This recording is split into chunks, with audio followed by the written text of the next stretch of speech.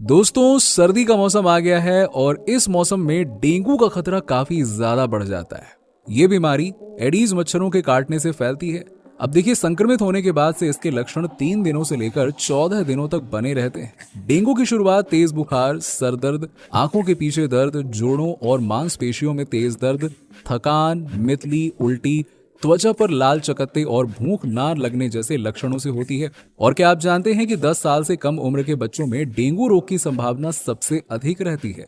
Dengue का इलाज समय पर करना बहुत ही जरूरी है, वरना मृत्यु भी हो सकती है। तो आइए जानते हैं कि आखिरकार कैसे इस घातक बीमारी से बचा जाए और कैसे अपने आप को सुरक्षित रखा जाए।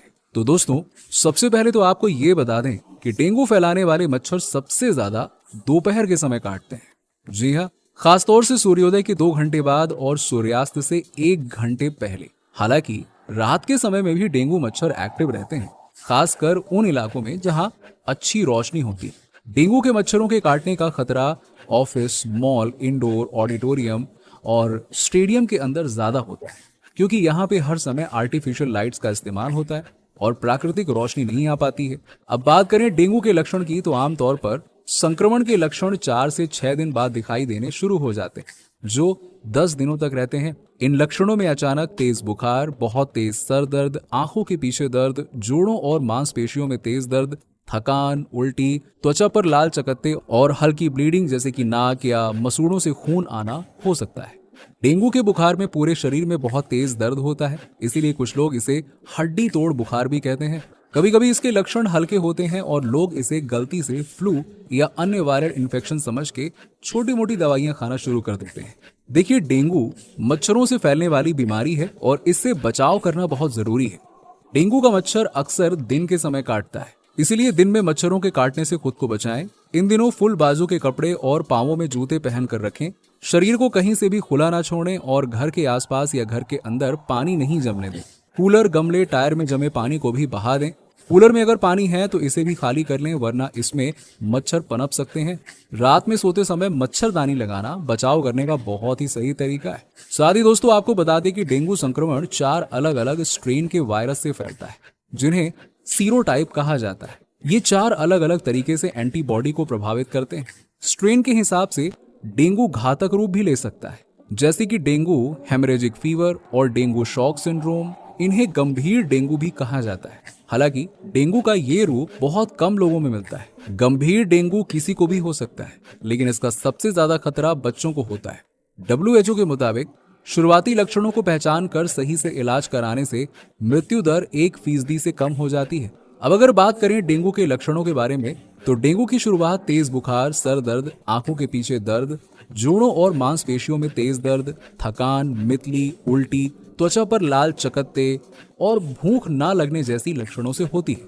कई दिनों के बाद में, आमतौर पर 3 से 7 दिनों के बाद, मरीज में गंभीर डेंगू के लक्षण आ सकते हैं, जैसे कि पेट में तेज दर्द, तेजी से सांस लेना, लगातार उल्टी, उल्टी में खून आना, पेशाब में खून आना, बॉडी में लिक्विड जम जाना, मसूड़ों और नाक से खून बहना, लीवर में दिक्कत, प्लेटलेट काउंट्स का तेजी से गिरना और सुस्ती, बेचैनी महसूस होना।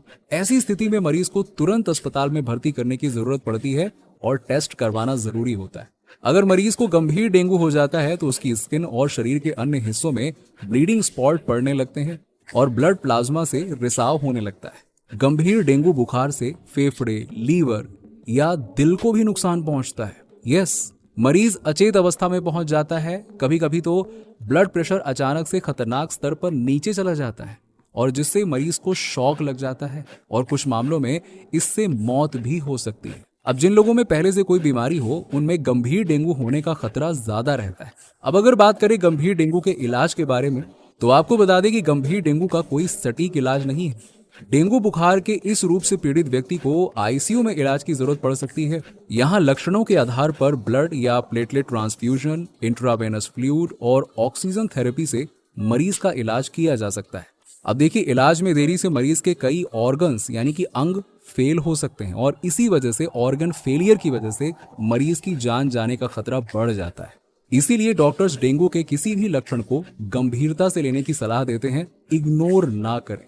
डेंगू के इलाज की कोई सटीक दवा नहीं है, लेकिन सही खान पान से इस बीमारी से जल्दी से ठीक हुआ जा सकता है। डेंगू के मरीज को अपने लक्षणों पर विशेष ध्यान देना चाहिए और डॉक्टर के संपर्क में रहना चाहिए। इस समय खान पान पर खास ध्यान देने की जरूरत है, वरना लापरवाही की वजह से बीमारी गंभीर हो सकती है। डेंगू बुखार में कुछ चीजें बिल्कुल नहीं खानी चाहिए, जैसे कि ऑयली या फ्राइड फूड।